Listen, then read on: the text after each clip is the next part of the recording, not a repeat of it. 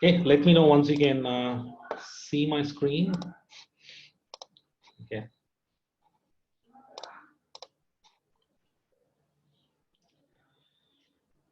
Okay, good afternoon, everyone. Welcome to the webinar on business risk prevention and fraud analytics. Few do's and don'ts as we start the webinar. You can mute the connection, if you're not speaking. The mute button is here in the Zoom call. If you're experiencing slow connection, you can disable video. If you click this button, you will see this red cross that is appearing. Okay, and you can ask questions either by talking. You unmute and then talk, or you can use the chat button over here. Through this option also, you can raise your questions or give your thoughts. Okay, so let's keep this interaction going, keep this session interactive, so we all learn from one another. Okay, so with this few do's and don'ts, let's get the session going. What are we going to cover in today's session? We're going to introduce, the key speakers for this session. That is myself, Raj, and Sue Kim. Shaker is coming. Okay, and then we are going to share the developing scenario due to COVID-19. What is it that we are seeing? Okay, due to the COVID the scenario that is around, what is the environment? Okay, how the business is changing, how businesses need to adapt. Okay, last but not the least, what are the strategies that organizations need to adapt so that they can manage the changing business scenario and the changing business environment. So this is what we are going to have, and we are going to have this as an interactive session. Okay, and so we all learn from one another. Okay, let me first introduce myself. My name is Govind, and I come with about 2 decades of experience, bulk of it in Hewlett Packard. And I've been running this venture, artificial intelligence venture, for the last 2.5, 3 years. And I'm basically done my engineering and MBA. And I have certifications in the area of artificial intelligence, Six Sigma, and program management. We've developed a lot of products in Seaport AI, catering to different needs of the market. Risk management is one of the key areas that we focus on, and that's also the focus of this seminar. This is about my brief introduction. I will now hand over to Raj to introduce himself. Raj, please, over to you. Hey, thank you, Govind, and welcome to this webinar. My name is long name Raj in short. I have about 30 years of experience in mostly in the Fortune 500 companies.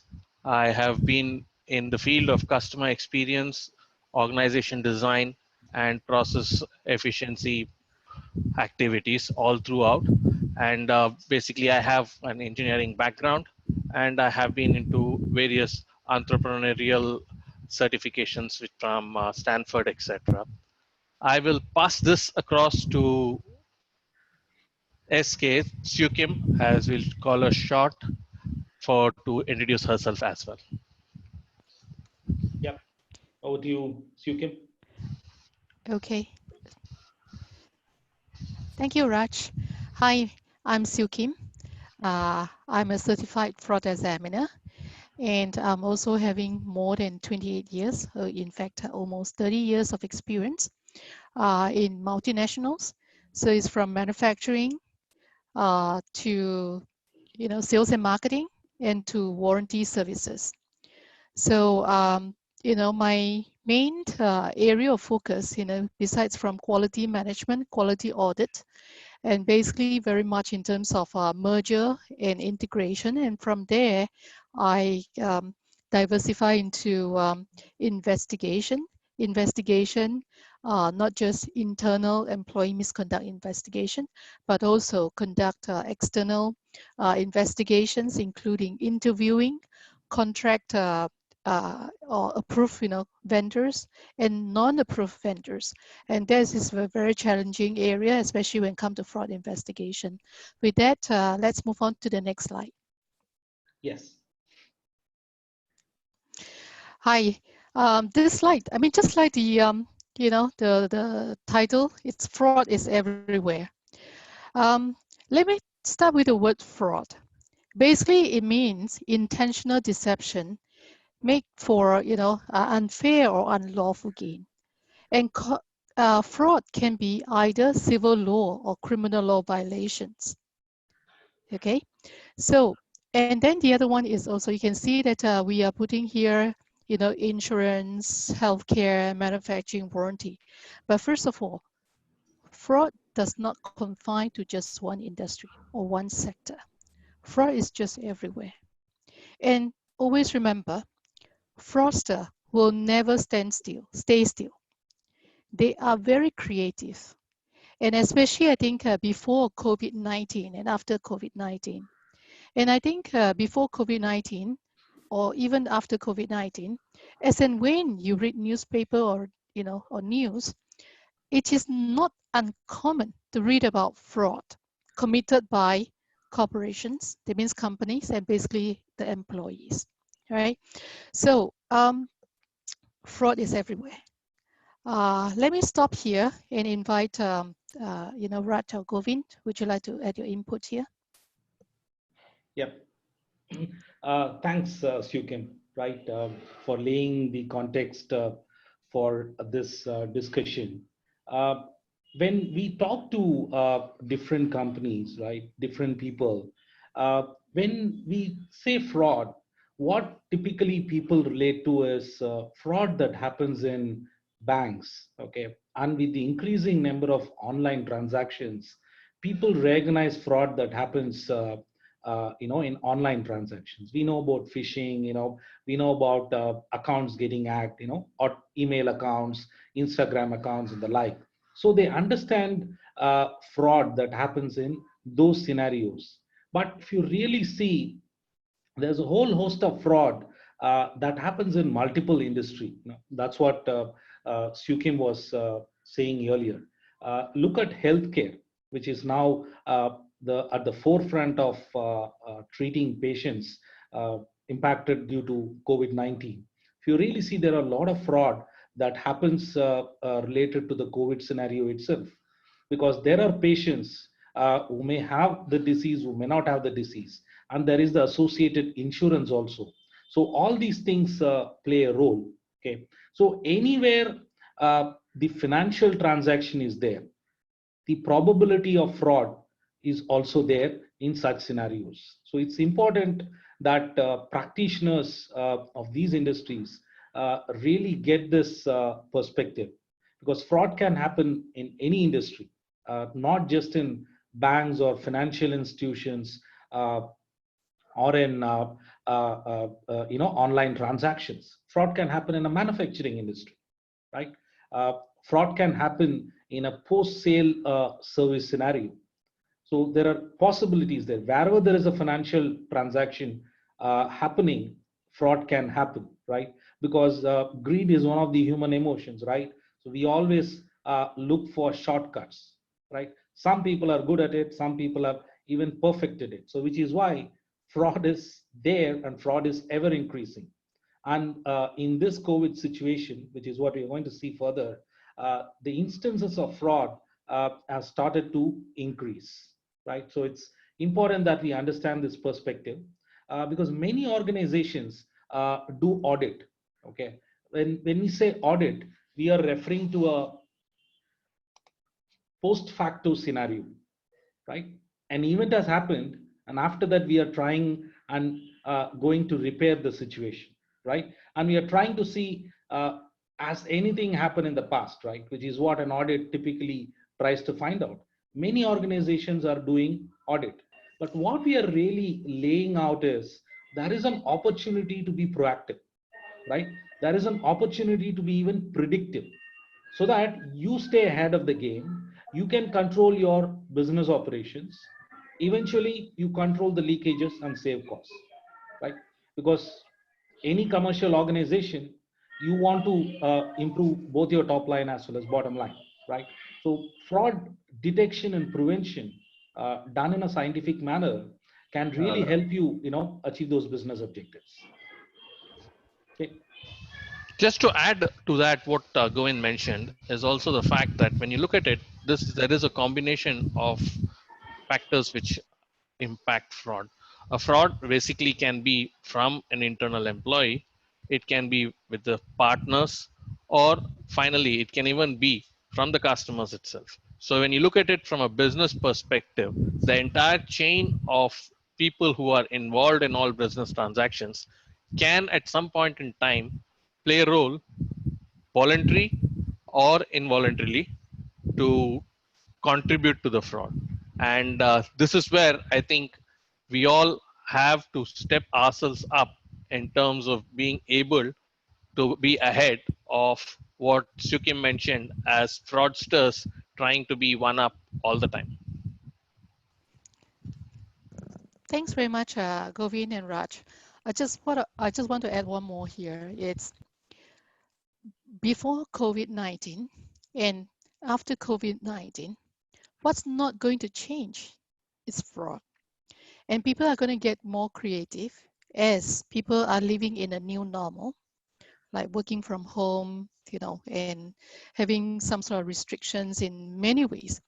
But that also always remember, fraudster are very creative.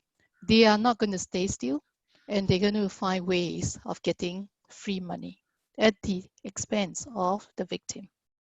Thanks, Govin. I hand over to you. Sure, sure. Thanks, Sukim. Moving on, the COVID-19 situation, right? So this is a reality. Before we talk of the post-COVID world, because we are still in the COVID scenario, what has happened is work from home has become a new norm, right? Many multinational organizations, because they have to cover different geographies, resorted to this working from home, at least partially, even earlier. So this is not a new thing for many multinational companies, especially that have a vast geographical spread.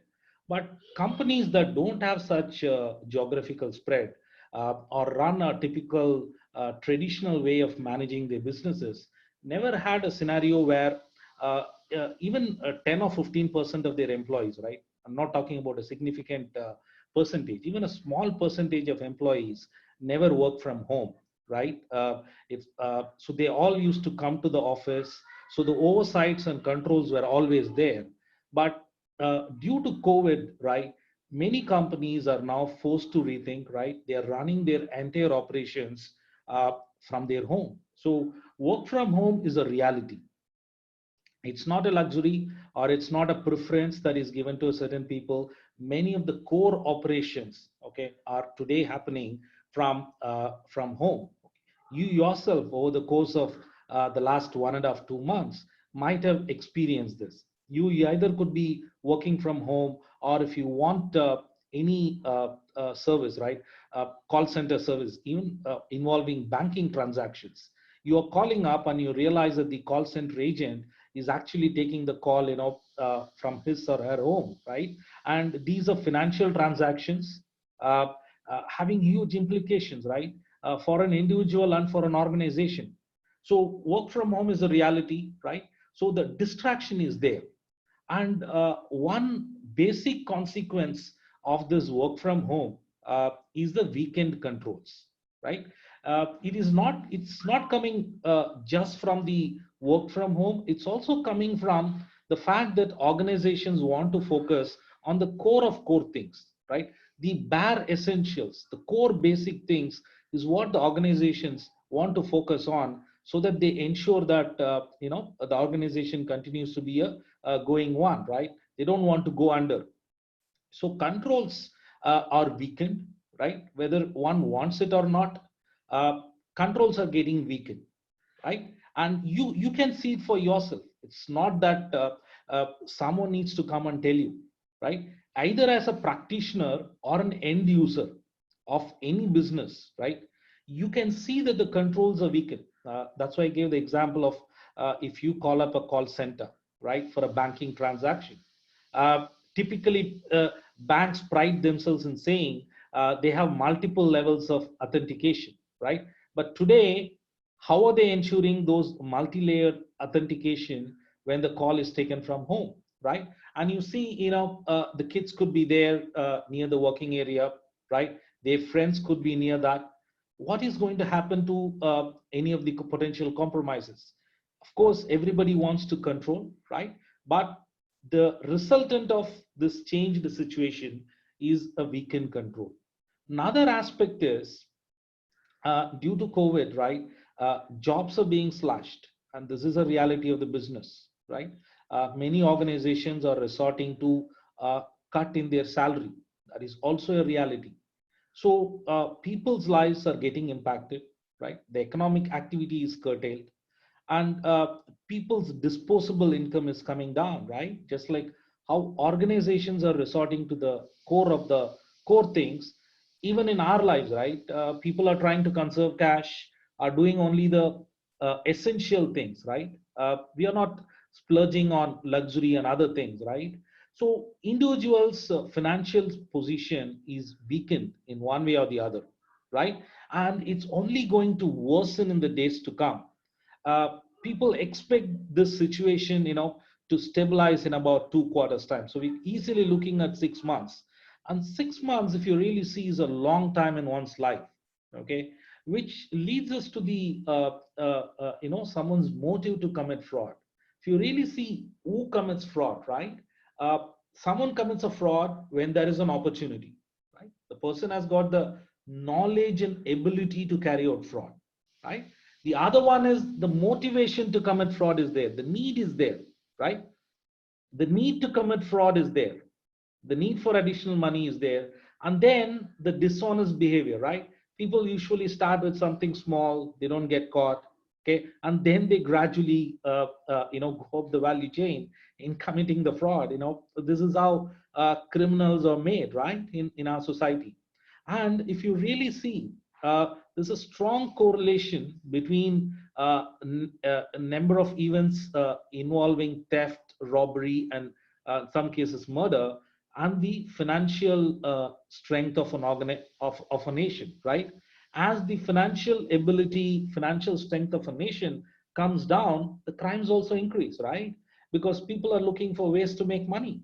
There is no commercial activity, right?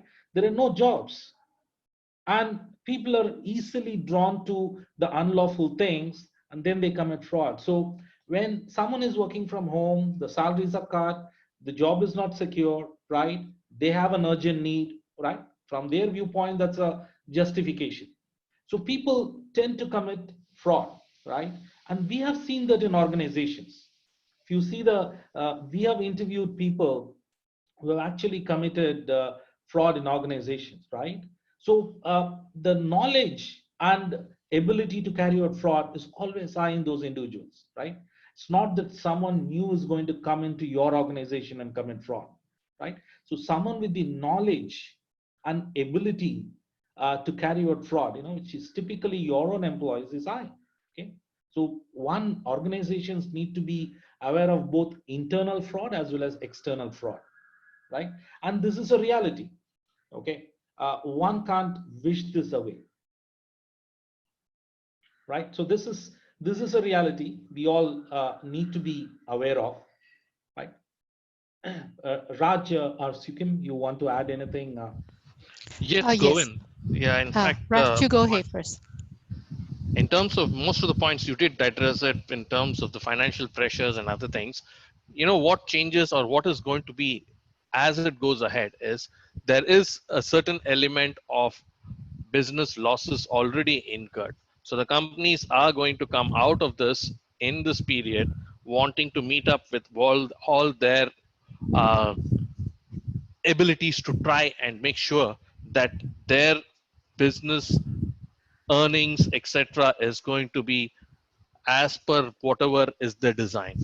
Now in order to do that, obviously you mentioned about job cuts etc, but it's not going to be always there. It is going to come back in terms of them getting back into business and wanting to do more. And it would mean that at that point in time, there is going to be a process of hiring and selections, etc. But the new normal now with working from home, etc., is that there is going to be a way in which most of these hirings, etc., is also moving into a online model, which means that what was physically possible for us, for a hiring manager to see and experience a person, now will move over the web in terms of trying to employ them. So there are risks involved in those kind of processes which will be undergoing a change. Similarly, is also the fact that when you have these kind of job cuts and you want to come back into the business normal, you will need to quickly start doing things. Hiring is not going to be the most fastest process which is going to be available. Hence, there will be shifting of resources. What that means is when you shift resources, you're going to be having people who may not have been trained on all these activities which was being performed by a so-called experienced person. And that means it's going to be leading to the people learning while they are trying to do this. And this kind of a learning obviously will involve or will take time. And during this period is where you're going to be able to have the fraudsters trying to take advantage of the situation. So those are the things which is going to be coming up post COVID, when things are going to be getting or looking towards the normalcy. Go ahead, Sikim. Thank you, Raj. I just want to add that, right now we are in that, this COVID crisis. And I think this COVID crisis is going to create, a perfect environment, for frauds, more frauds to be committed, right? And this is where I think organizations, on one hand, organizations or companies, they are trying to pull through this period of time, I think during this crisis, and come up survive. On the other hand, is they are trying to, um, kind of do some cost savings. In this way, there are job losses, or even they have to cut salaries and all this. And all these employees, some of this may have current commitment that they cannot meet when the moment that the salaries get cut, or in many ways, or even like the working hours get cut. So you can see this fraud triangle kind of like perfectly reflecting the going forward, the kind of environment, and people are feeling pressure, all right? And because their working hours or their salary get cut, there's some sort of rationalizations, all right? And then because of working from home and all this, there are certain, processes or controls that get weakened, all right? And it just create that perfect environment. So it is very timely for corporations, companies, to really review their fraud risk, management framework. With that, I hand it over to Govin. Yeah. Thanks, Yukim and Raj. According to a recent survey done by a leading consulting company, only 1 in 5 companies have a specific COVID-related, fraud detection and prevention plan. Okay, so it's only 1 in 5 companies have a plan in place, right? So, which means many other companies are exposing themselves to potential fraud. Okay, so to sum up, right, this pandemic is leading to heightened risk, right? This disruption. Work environments are disrupted, leading to weakened controls. We have remote workspaces, right? Remote workforce that is leading to increased cyber risk, right? That is there on one hand.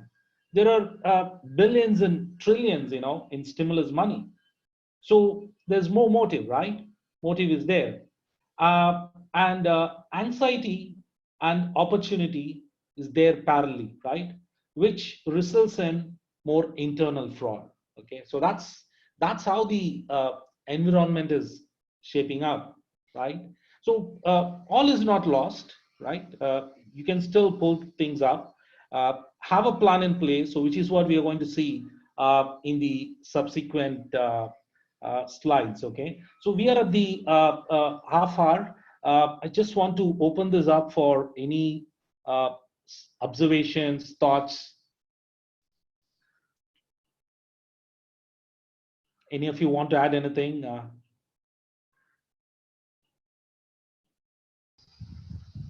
Govind, good so far. You guys have summarized the status quo pretty nicely. Keen to hear what you have on offer from here.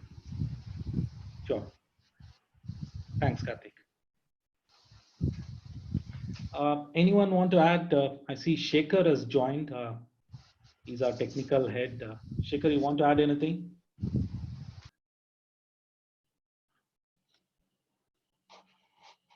Are you mute? Shekhar, we can't hear you. Okay, we will get going. Okay, so what we are offering, right, is really the risk management framework, right? The basics matter more than ever, right? So the basic of identifying risk, assessing risk, controlling risk is there. This is a framework that's been adopted by many organizations, many individuals in the risk management and fraud detection and prevention space, right? So it's not only about if something happens, you then react. Okay, if you all see, this is like a jigsaw puzzle. You have different elements that are there, and each one work together. The most important thing is the control element, which is where the prevention is important. We're going to talk about the data-driven analytics opportunity, using which you can identify fraud, you can predict fraud and prevent fraud, right? But before all else, right, have a solid risk management plan. Okay, so let's use this framework. You can use this framework in your organizations or the organizations you're consulting to control fraud, right? If not eliminate it completely. So this is a wonderful framework, very simple framework, right? Starting with identifying risk, right? And before all else, I will say risk is always associated with individuals, right? Because it is individuals who commit fraud, it is individuals who control fraud, right? So does your organization have a central person to drive fraud management activities, fraud prevention activities? Does your organization have a central person, okay, to really drive things? It starts from there, okay? If your organization does not have a person specifically to drive a risk management in the COVID world, right, in the post-COVID world, that's the place for you to start off, right? If your organization have a very structured risk management team, risk management controls in place, maybe you're already identified, right? So if you're not identified, please go ahead and identify, okay? I'll say that's the first thing. And the framework that we are offering here is something that you can pick and deploy in any organization or any function where you feel the vulnerability is high, okay? Very simple framework, right? Deceptively a strong framework, okay? Because looking at it, many things may appear commonsensical, but then when you go through the motion, you realize the opportunities that is there to identify risk and to prevent risk, okay? Starting very simple 4-stage framework: identifying risk, assessing risk, controlling risk, okay, and then reviewing controls. Because the fraud keeps evolving. What is fraud in the first month of post-COVID world, okay, might be different from what someone may be experiencing in the second or the third month. So it's a continuous loop that we are talking about, okay? A 4-stage, as I said, it's a jigsaw puzzle, okay? And you take one, the jigsaw is lost, right? So you all need these 4 elements to come together so that, you know, you can drive a more holistic fraud detection and prevention in your organization, and you can prevent the leakages, okay? Raj, Sukim, you Yeah, want to? so Govind, in fact, in terms of the way we would normally advise any company to try and address this in this new scenarios would be, first, of course, when you have lack of resource or a reduced resource taking care of things, you need to find a way to monitor your data, because every data is what is going to signal or signify transactional activity. So if you are able to have an ability to monitor your data to proactively identify anomalies, you will be at least trying to be ahead in the learning curve. Then we say that, with the work from home kind of a scenario, it's very important that we establish proactive communication among staff, get people trained, tell them, teach them about the fact that there is this kind of risk which is looming large. For example, when you have mechanisms which are being now moved to remotely being done, evaluate how are things getting done. Have you evolved the process of a digital signature, etc.? Then you need to also revisit or reinvigorate company policies on confidentiality and non-disclosures. These are things which are probably happening on a face-to-face basis in meeting rooms or boardrooms, etc. These are now moving away in terms of remote locations and homes where other people are also being able to look at things from behind your back. Four is important to ensure that you have a whistleblower policy or a process or a hotline set up where you're able to have people to try and tell you that, look, I see a problem here. And then, as I mentioned earlier, with new hiring which will be required, a relook at your hiring processes, etc., for both staff or whether it's going to be for partners or outsourced activity would be necessary to try and take shape. So that's the way you will be needing to have a kind of a 5-step process to have a framework taken care of. Yep. Um, I have just, this is Sukim, I just have one to add is, I think the pre-COVID risk management programs that you implemented, and now you are in the crisis, we are all in the crisis and moving to the post-COVID, right? Now is the time to review whether the programs that you implemented, are they still suitable, for the post-COVID environment. One of the things for very sure, prevention is better than later on reacted to, something that's already happened. And prevention can help you to save, damages to the company. And detection, you really need to ramp up your method of detection. And data analysis or data analytics is really something that, can help you moving forward. Govin, over to you. Yep. So I think all great points that you brought up, right?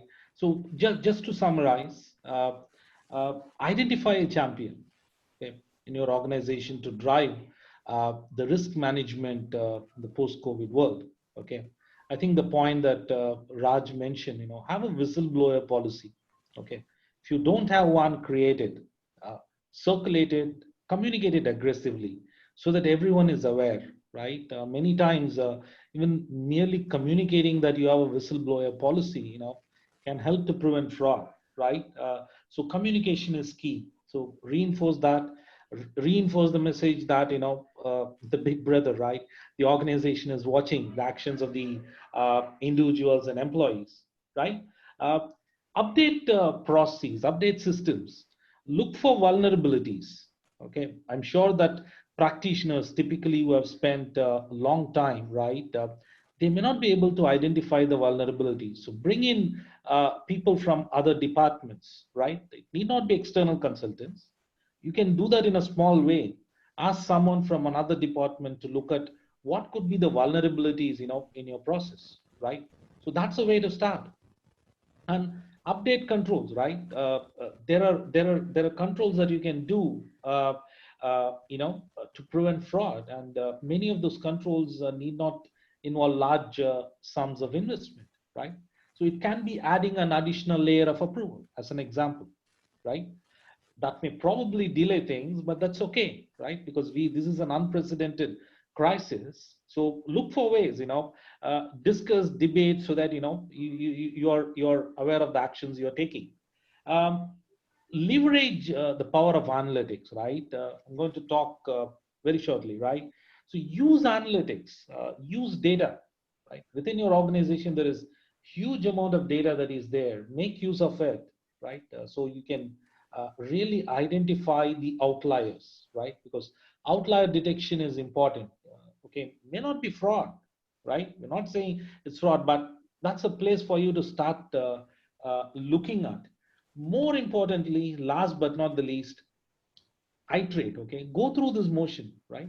Remember, even here in the framework, we are talking of review controls, right? So let this be an iterative process, because as I said, once the COVID ends, right, organizations are going to open up, right?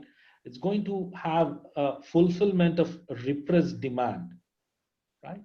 So many customers whose demand were kind of suppressed in the COVID. Okay, those customers' demand need to be fulfilled now, right? So it's going to lead to some disruption in supply chain.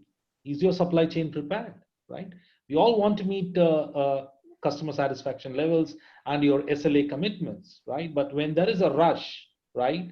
Because organizations would not have seen this kind of rush ever before. So it's important that organizations prepare themselves for it, so that when the post-COVID, when the opening up takes place, in the name of fulfillment of customer demands to the satisfaction of the customer, that compromises are made, in your systems and policies that actually lead to leakages. Because please note that as much as customers are important, conserving cash is equally important, right? Because we are talking of sustainability of the organization. So it's important that you use the, some of the ideas, some of the tips we gave here, right? So that you can go and implement or try it out in your organization. Okay. The key is adapt, right? Iterate and adapt as you go through this process. Okay. Try to be one step ahead of the game. Okay. And that's where the power of analytics can really help. Okay. What really, analytics helps? As I said, it helps to identify outliers, right?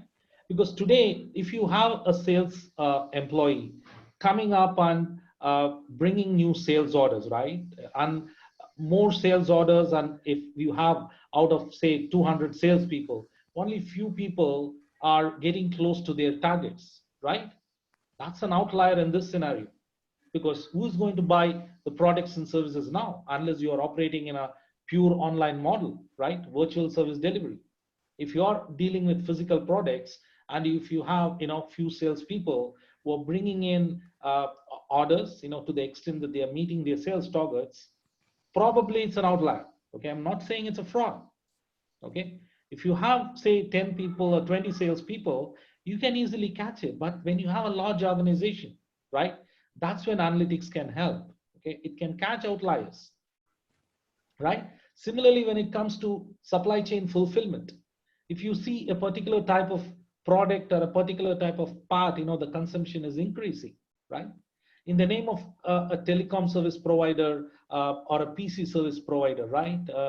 You're going and repairing for a customer. You want to ensure, this is a suppressed demand. So the more customers are going to be complaining, right? More customers want resolution of their issues, because they were working with whatever is possible with bare minimum during the COVID lockdown, right? Now that the lockdown is lifted, customers want faster resolution, right? And you don't have many workforce, right? You have limited workforce to manage the upsurge in the demand. And in that process, people could be replacing parts, people could be doing repairs that are not warranted, right? So if you have fewer customers, fewer transactions, a simple Excel file or a simple system, or even by manually looking at things, you can spot outliers. Okay. Whereas when your volume is high, it becomes difficult. You have to depend on artificial intelligence based solutions, which is what we offer. Okay. it is a truly predictive tool. Okay, so you feed the data and it can identify spot outliers in real time. Okay, so that's the power of AI, and using this you can really be one step ahead of the game in the whole fraud detection and prevention efforts. Okay, and this tool that we offer, it can be hosted in-house, right? You don't want data to go out of you, you can host it in-house or in a private cloud, right? So you have complete control over it. Or alternatively, you can access it from the public cloud as well, where we have hosted the application, right? Public cloud doesn't mean that, it's completely open. We have our controls still, right? So both options, depending on your needs and depending on your uh, financial investment capability, right? Multiple options are available using which you can be proactive and predictive in your fraud detection and prevention efforts. Okay, our tool can highlight issues for you. Okay, and it can also email outliers, right? So it's not that you have to go and keep looking for outliers, right? As and when an outlier happens, our tool can send the list of outliers to you, so you get into the action mode. Okay, so it saves time. Okay, you spend your time productively in preventing fraud. Yeah. Raj, Sukim, you want to add anything? Yeah, see, in fact, I think you mentioned most of it, Govind. What I just wanted to add here is, one of the scenarios that we did mention about in the post-COVID and actions would be in terms of redeployment of resource or change, or sometimes, as you mentioned also, there can be a cuts in terms of non-essential, or many times these things which are not directly related to production and supplies, etc., could be termed non-essential and would take a backseat.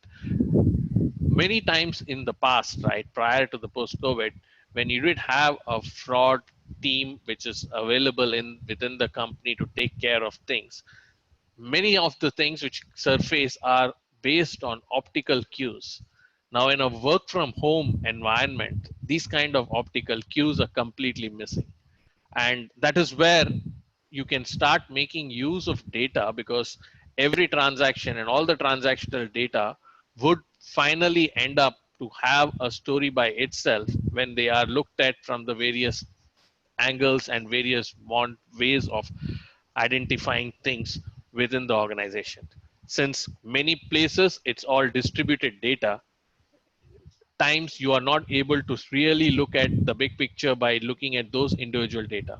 Here we're talking about the ability to try and bring multiple sources of data together to try and bring out the story and tell us what is an anomaly that can be looked at. Thanks, Raj. I just want to emphasize, right? Take the actions down. I mean, it's the post-COVID. I mean, there are so many uncertainties. So take your actions now. Review your risk management, programs, and really moving forward because of uncertainties, right? Prevention. It's better than later on do a reactive investigations, because losses already happen. And when you try to pursue a fraudster taking so much money out of the company, it's going to take time. All right, so prevention is better, and ramp up the detection, capability, so that you can actually detect the anomalies really fast to stop bad things from happening, to the company. Because all of us know that not all the company are going to come out from this COVID, crisis. I mean, to a great extent, it's going to have some sufferings, and in terms of financial, or book perspective. So do it now. Take the actions, and data analysis can be applied many ways to help the company. Govin, over to you. Yep. Thanks, Sukim. I think we have roughly about 10 minutes in the call. So I think we will open it up for discussion. Any of you want to add, your perspectives, observations?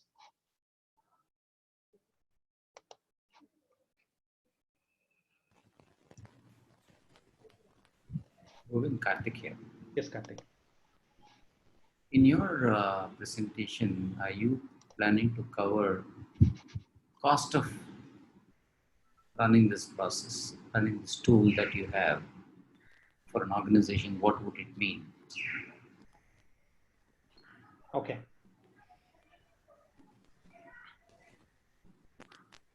Sure, Karthik.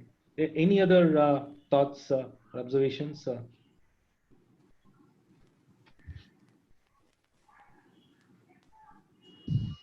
We could start with that, Govind. Yeah, sure. Okay, Karthik, we are offering this, in two modes. Okay, one is the consulting effort, and the other is the analytics. Okay, so an organization can choose both, or can pick and choose one of the two, depending on their needs. Okay, so we have different pricing models uh, to cater to the different volume and the extent of engagement that we are talking about. Okay, and roughly to say this, okay, the cost of an engagement, can start from as low as say $10,000, right, to do a basic engagement, and gradually it goes upwards. And because of the COVID situation, uh, many of these services are going to be delivered online, right? So that also saves significant cost, in terms of consultants having to travel and all that. So multiple options are available, both from consulting, where we just study the process, provide inputs. The other, being the analytic space, where we will bring our solution, or they can use just the solution, right, not go for the consulting. So both the options uh, are really available. And since we are going to deliver this over the net, right, over the cloud, definitely uh, optimal cost options are available for this service. I think what Govind is also trying to say there, Karthik, is that the process of this particular tool can be made available on an as a service basis, or can be customized and provided in the form of a solution that can be running within the organization's network or externally in terms of any private or public cloud. Yeah. Just to add, Karthik, we also have a client, okay, where they said they don't want consulting, they didn't want the tool also. So all they said is they will give the list of transactions to us. Okay, every month we run the transactions. Of course, we have a non-disclosure agreement with them. We run the transactions, we put it in the tool, we run it on their behalf, and we send the list of suspicious transactions on a predefined date. Okay, let's say if they give it to us by the third workday of every month, by fifth or sixth workday, I think it's sixth workday, right? We hand it back to them saying these are the list of suspicious transaction. So fraud analytics as a service, that option is also available, right? Where we let the organizations focus on the core things, right? Because smaller organizations, they can't afford to have a full-fledged, analytics team, or other supporting team members. So in that case, fraud analytics as a service really comes in handy, and the cost options are also much less compared to a consulting or another one.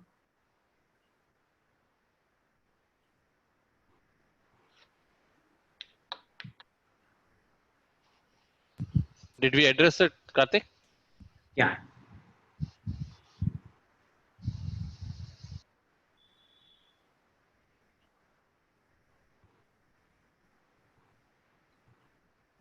Almost coming to the end of it. I think I see few people have dropped off as well. Few people said they have connectivity issues.